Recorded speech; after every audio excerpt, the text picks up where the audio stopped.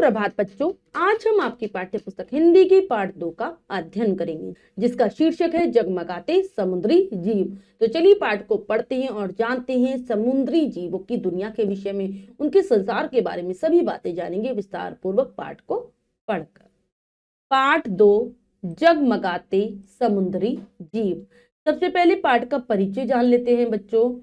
यह संसार अनेक आश्चर्यजनक और अनोखी चीजों से भरा पड़ा है। भूमि, आकाश, समुद्र सभी अपनी किसी न किसी विशेषता के कारण सदा ही जिज्ञासा और कौतूहल का विषय बने रहते हैं। इस पाठ में जल के तट पर पाए जाने वाले जगमगाते समुद्री जीवों का परिचय और अन्य संबंधित जानकारी प्रदान की। तो बच्चों, हम जिस दुनिया में, जिस संसार में रहते हैं, वहां पर बहुत सारी अनोखी अनोखी विचित्र प्रकार की चीजें पाई जाती है। विचित्र प्रकार के जीव जंतु रहते हैं। भूमि हो, चाहे वो आकाश हो, चाहे समुद्र, हर किसी में अपनी अलग अलग विशेषता है। ये विशेषता इतनी अलग होती है कि मनुष्य के मन में जिज्ञासा पैदा करती है, जानने की इच्छा पैदा करती है। ये पाठ में समुद्री जीवों के बारे में बता रहा है। तो चलिए पाठ को पढ़ते हैं। रात्रि के समय प्राय हम जुगनुओं की टिमटिमाहट से उनकी ओर आकर्षित होते हैं और हैरत होती है कि जीव भी चमकते हैं। बच्चों, आप सभी ने कभी ना कभी जुगनुओं को देखा होगा। देखिए, ऐसा होता है, इसके पीछे के हिस्से में प्रकाश निकलता रहता है। देखिए, तो हम देखते हैं कई बार जुगनुओं को चमकते हुए। किस प्रकार से वो चमकते हैं। कभी जो उनके अंदर से निकलने वाला प्रकाश है वो धीमा हो जाता है, कभी तेज हो जाता है, और यही चीज हमें उनकी तरफ आकर्षित करती है। आकर्षित करती है मतलब उनकी तरफ खींचती है। हम जानना चाहते हैं कि ये जीव कैसे चमकता है। इसी जीव से प्रकाश उत्सर्जन की इस क्रिया को जीव दीप्ति कहा जाता है। जो ये प्रकाश उत्सर्जन मतलब जो प्रकाश निकलता है किसी भी प्राणी से, उसको जीव दीप्ति कहते हैं। क्या नाम है इसका? जीव दीप्ति। प्रकृति में इसके अनेक उदाहरण मिलते हैं। हजारों वर्षों से समुद्र यात्री अनुभव करते आए हैं कि कभी कभी जब नाव की पतवार समुद्र के पानी पर चोट करती है तो पानी में अचानक क्षणिक प्रकाश पैदा हो जाता है। तो बहुत सारे उदाहरण हैं ऐसे, मतलब जिन जीवों से प्रकाश निकलता है उसके। हजारों वर्षों से मतलब हजारों वर्षों से ही जो समुद्र में यात्रा करने वाले यात्री होते हैं, जो समुद्र में घूमा करते हैं, वो बताते हैं, उन्होंने ये अनुभव किया है कि कभी कभी जब नाव की पतवार मतलब जिससे नाव को आगे बढ़ाया जाता है, वो जब पानी के अंदर जाकर पानी पर जोर से ऐसे प्रहार करती है तो ऐसा लगता है कि उसमें से एकदम से प्रकाश पैदा हो गया हो, रोशनी निकली हो। क्षण भर के लिए होती है वो। प्राचीन काल में यूनानियों की धारणा थी कि यह क्षणिक प्रकाश उसी प्रकार का है जैसे बादल में चमकने वाली बिजली। पुराने समय में यूनानियों ने इसके बारे में यह बात कहते थे। वो लोग, उनके अंदर यही धारणा प्रसिद्ध थी कि जो क्षणिक प्रकाश निकलता है, जो मतलब क्षण भर में लुप्त हो जाता है, पल भर में लुप्त हो जाता है, वो वैसा ही प्रकाश होता है जैसे कि जब बादल में क्या होती है, बहुत तेज गर्जन की आवाज आती है और बिजली चमकती है, वैसी ही होती है, बिल्कुल सेम। कुछ अन्य लोगों की धारणा थी कि दिन में सूर्य का जो प्रकाश समुद्री पानी द्वारा सोख लिया जाता है, वही प्रकाश समुद्री पानी पर पतवार की चोट से प्रकट होता है। कुछ लोगों का क्या मानना है कि सूर्य जब चमकता है आकाश में तो उसका कुछ प्रकाश समुद्र में भी चला जाता है, और यही जब पतवार पानी पर जब चोट मारती है, पानी को जब आगे बढ़ाती है, तो वो प्रकाश प्रकट हो जाता है। फास्फोरस की खोज जब हुई तो कुछ लोगों ने विचार व्यक्त किया कि समुद्र पानी में फास्फोरस की उपस्थिति के कारण ही प्रकाश पैदा होता है। कुछ अन्य लोगों की धारणा थी कि समुद्री पानी में समुद्री जीव जंतुओं के सड़ने के कारण प्रकाश की उत्पत्ति होती है। इस बारे में अलग अलग लोगों ने अलग अलग धारणाएं दी हैं कि समुद्र में प्रकाश कहाँ से आता है। कुछ ने कहा फास्फोरस, जो कि ज्वलनशील पदार्थ है, उसके कारण प्रकाश होता है। कुछ ने माना कि समुद्र में रहने वाले जीव जंतु जब मरकर सड़ जाते उसके कारण प्रकाश आता है। बेंजामिन फ्रैंकलिन नामक वैज्ञानिक की शुरू में धारणा थी कि समुद्री पानी से प्रकाश की उत्पत्ति वस्तुतः विद्युत उत्पादन की क्रिया के कारण होती है, परंतु जब उसने समुद्र में कुछ प्रयोग किए तो उसे अपना विचार बदलना पड़ा।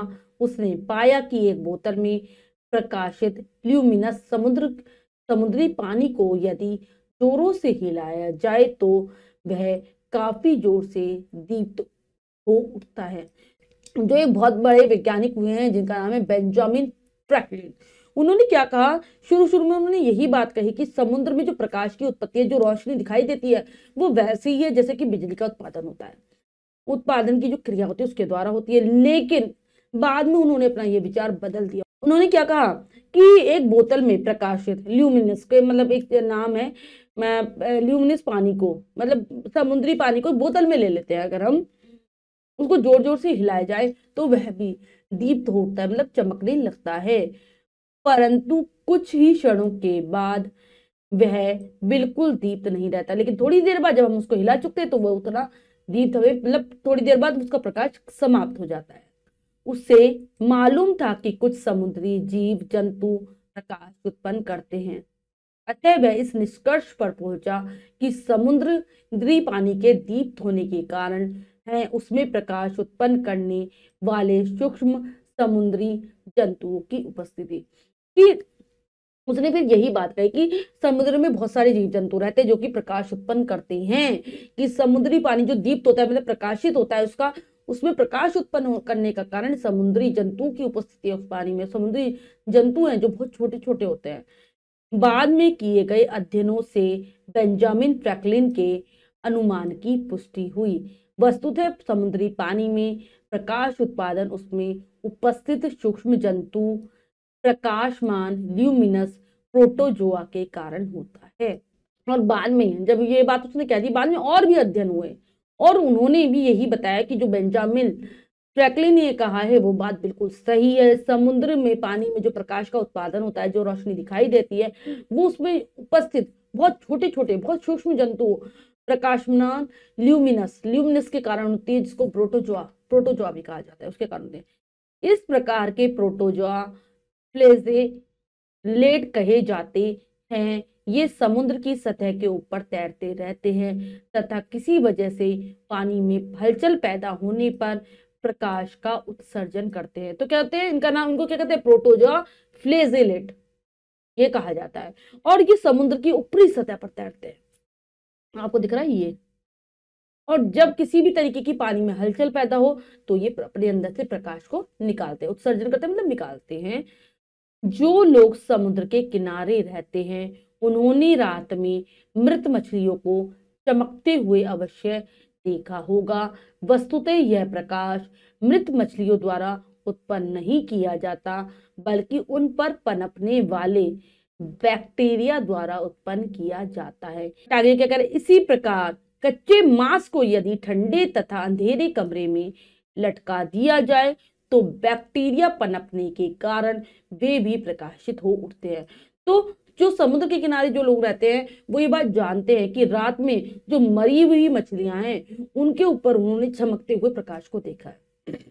ये बात भी है कि वो मछलियां प्रकाश उत्पन्न नहीं करती, मरी हुई मछलियां प्रकाश उत्पन्न नहीं करती, बल्कि उन मरने के बाद उन मछलियों के ऊपर जो बैक्टीरिया उत्पन्न हो जाते हैं वही प्रकाश उत्पन्न करते हैं। इसी प्रकार से अगर आपको ये प्रयोग करके देखना है तो क्या कर सकते हैं, कच्चे मांस को अंधेरे और ठंडे कमरे में आप टांग दे तो थोड़ी देर बाद उस पर भी बैक्टीरिया पनपने लगेंगे और वो भी प्रकाशित दिखाई देगा।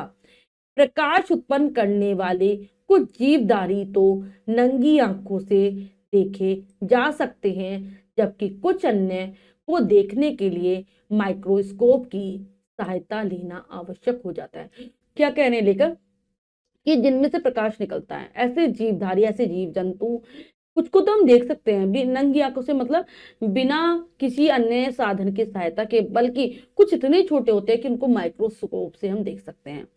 अब तक प्राप्त जानकारी के अनुसार जीवधारियों के 40 समूह ऐसे हैं जो प्रकाश का उत्सर्जन करते पाए गए हैं।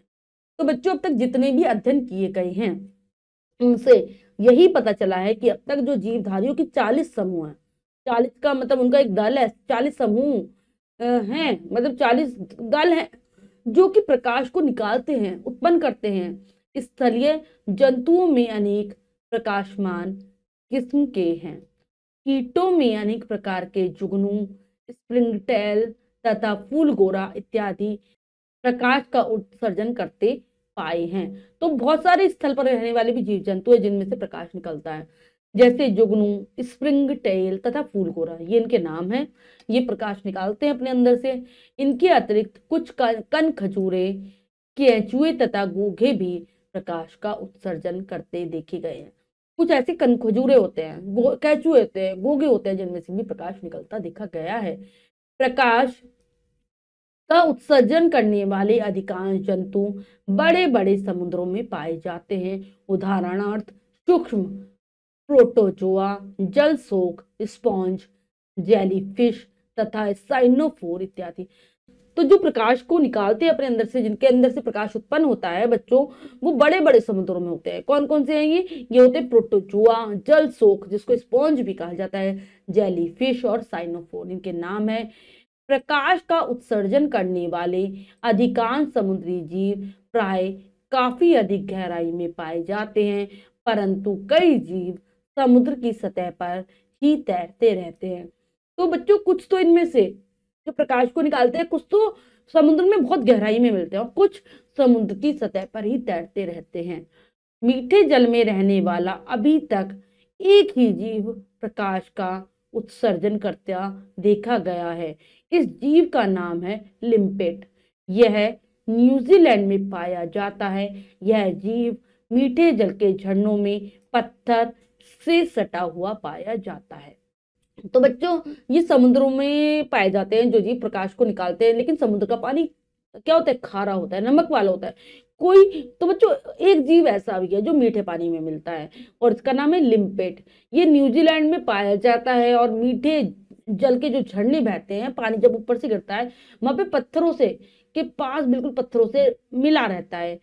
यह एक आश्चर्य की बात है कि मीठे जल की किसी भी बड़ी झील जैसे लेक सुपीरियर, बेकाल झील इत्यादि में प्रकाश का उत्सर्जन करने वाला कोई भी जीव अभी तक नहीं पाया गया है। तो ये कह रहे हैं कि ये भी एक अलग ही बात है, हैरानी की बात है कि जो बड़ी बड़ी मीठे पानी की झीलें हैं, प्रमुख झीलें हैं जैसे लेक सुपीरियर, बेकाल झील, इनमें कोई भी ऐसा जीव नहीं मिला जो कि अपने अंदर से प्रकाश को निकालता हो। कुछ मछलियां भी प्रकाश का उत्सर्जन करती पाई गई हैं। कुछ मछलियां भी हैं जिनमें से प्रकाश निकलता है, परंतु वे स्वयं प्रकाश का उत्सर्जन नहीं करती, बल्कि उनके शरीर में मौजूद कुछ बैक्टीरिया द्वारा यह कार्य किया जाता है। ये बैक्टीरिया मछली से खाद्य पदार्थ ग्रहण करते हैं तथा बदले में प्रकाश देते हैं। तो क्या कह रहे हैं कि कुछ मछलियां भी हैं जिनमें से प्रकाश निकलता हुआ आपको दिखाई देगा, लेकिन ये मछलियां स्वयं तो प्रकाश को निकालती नहीं है, बल्कि इनके शरीर के ऊपर कुछ बैक्टीरिया पाए जाते हैं जो मछली से ही अपना भोजन ग्रहण करते हैं और बदले में प्रकाश देते हैं। भारत के पूर्वी भाग में पाई जाने वाली चंद किस्म की मछलियों में प्रकाशमान बैक्टीरिया उनके आंखों के नीचे स्थित भागों में मौजूद रहते हैं। ये अंग लंबी बेलनाकार कोशिकाओं के रूप में रहते हैं जिनमें रक्त काफी मात्रा में प्रवाहित होता है।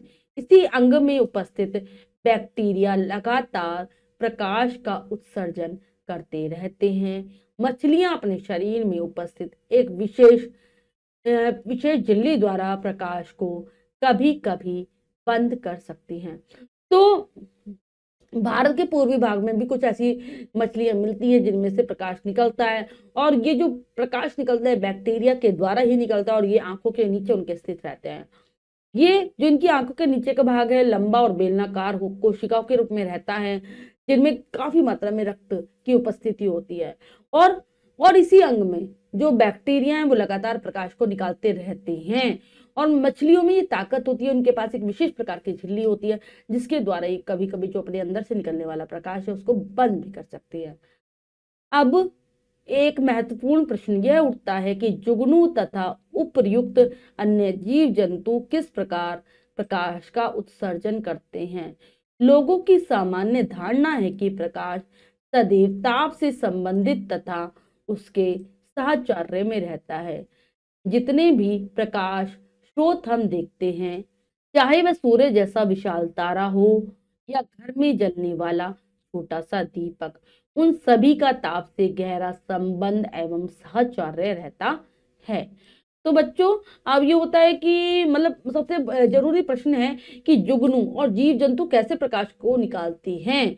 तो ज्यादातर हम यही धारणा सुनते आए हैं कि जो प्रकाश है सदैव ताप से संबंधित रहता है और उसके सहयोग मतलब उसके सहयोग से ही कार्य करता है। जितने भी प्रकाश के स्रोत हो, चाहे वो सूर्य ही हो, बहुत बड़ा जो विशाल तारा है, घर में जलने वाला छोटा सा जो दीपक है, वो सभी इनका संबंध क्या है, ताप से इनका गहरा संबंध होता है और आपस में सहयोग रहता है। परंतु यह गौर करने की बात है, यदि जैविक प्रकाश भी ताप के सहचर्य में रहेगा तो उस जीव का अस्तित्व खतरे में पड़ जाएगा। सामान्य तौर पर जिस तापमान पर प्रकाश प्राप्त होता है वह तापमान जीवों के लिए घातक होता है।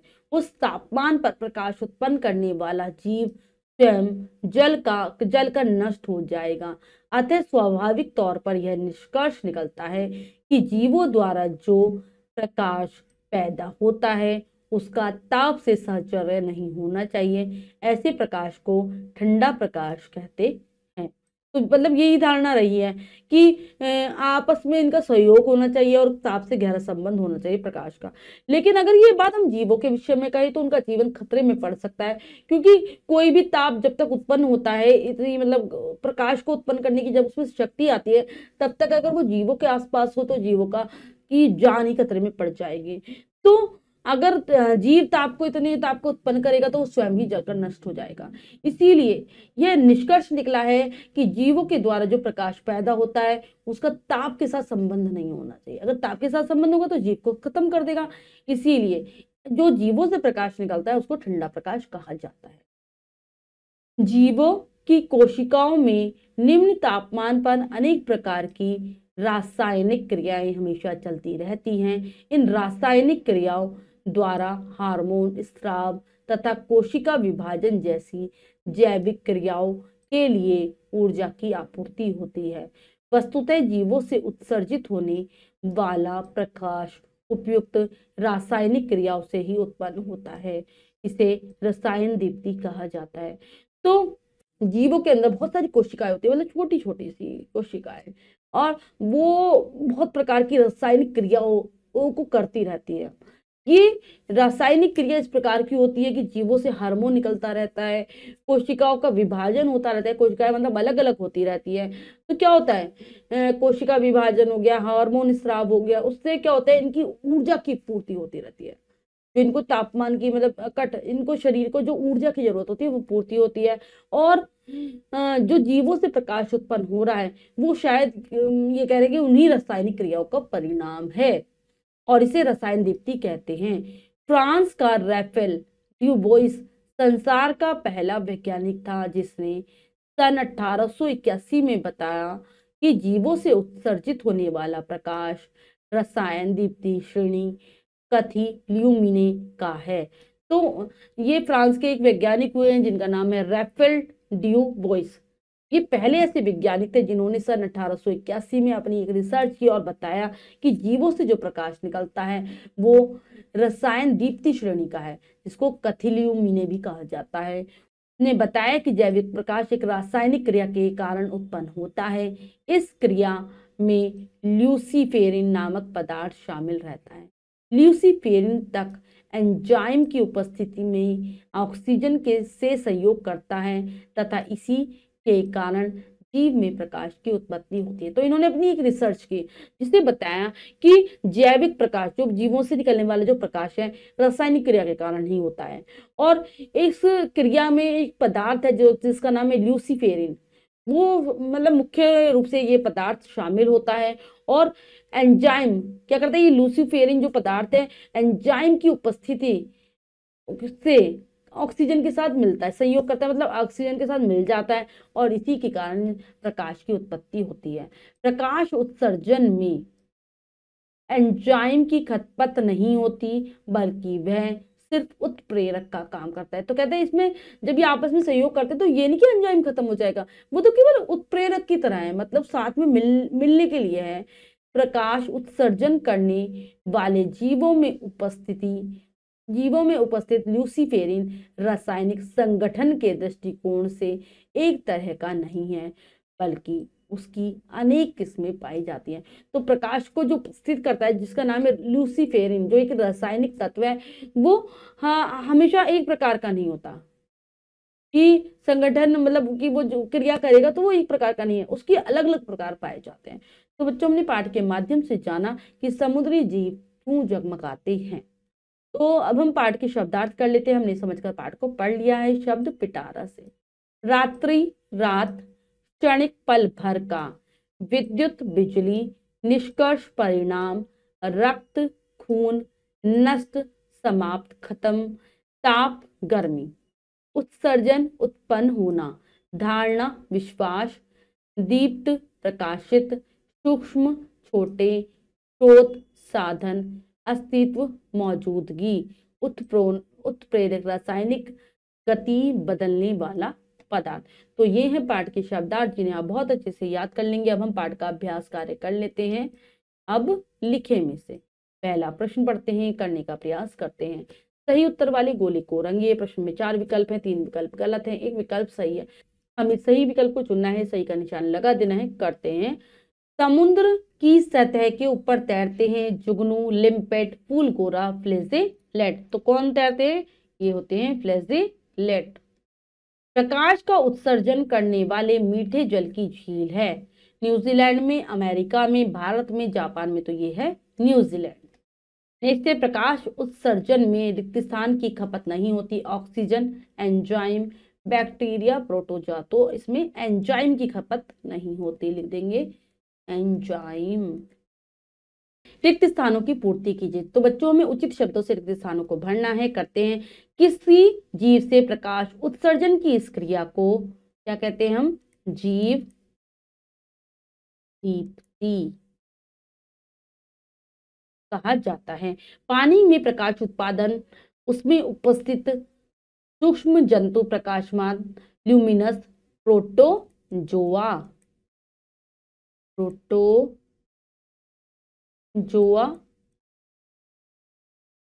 प्रोटोजोआ के कारण होता है। प्रकाश का उत्सर्जन करने वाले अधिकांश जंतु बड़े बड़े समुद्रों में पाए जाते हैं। जीवों द्वारा जो प्रकाश पैदा होता है उसका ताप से साहचर्य क्या नहीं होना चाहिए? साहचर्य नहीं होना चाहिए। प्रकाश उत्सर्जन में एंजाइम की खपत नहीं होती है। नेक्स्ट है, सही वाक्य पर सही तथा गलत वाक्य पर गलत का निशान लगाइए। तो बच्चों, यहाँ पर कुछ वाक्य हैं, हमें सही गलत बताना है। करते हैं। बेंजामिन फ्रैंकलिन की धारणा थी कि समुद्री पानी से प्रकाश की उत्पत्ति वस्तुतः विद्युत उत्पादन की क्रिया के कारण होती है। बिल्कुल सही, शुरू में उनकी ऐसी ही धारणा थी। जुगनू व फूलगोरा प्रकाश का उत्सर्जन नहीं कर पाते, नहीं प्रकाश निकालते हैं। सुपीरियर बेकाल खारे पानी की झीलें नहीं, ये दोनों मीठे पानी की झीलें। मछलियों के शरीर में मौजूद बैक्टीरिया उनसे खाद्य पदार्थ ग्रहण करते हैं तथा बदले में प्रकाश देते हैं। बिल्कुल सही।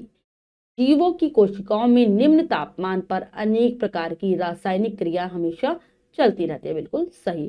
तो बच्चों, ये कार्य हमने अच्छे से समझकर पूर्ण कर लिया है। इसके बाद जो भी कार्य है वो आपको स्वयं करना है सुंदर अक्षरों में अपनी अभ्यास पुस्तिका में। तो बच्चों, आज हमने पाठ के माध्यम से ऐसे जीवों के बारे में जाना जो कि प्रकाश का उत्सर्जन करते हैं, यानी कि प्रकाश को देते हैं। तो आशा करती हूँ यह पाठ आपको बहुत अच्छे से समझ आ गया होगा। पाठ को फिर से जरूर पढ़ेंगे। मिलते हैं अगली कक्षा में नए पाठ के साथ। तब तक के लिए स्वस्थ रहिए, प्रसन्न रहिए। धन्यवाद।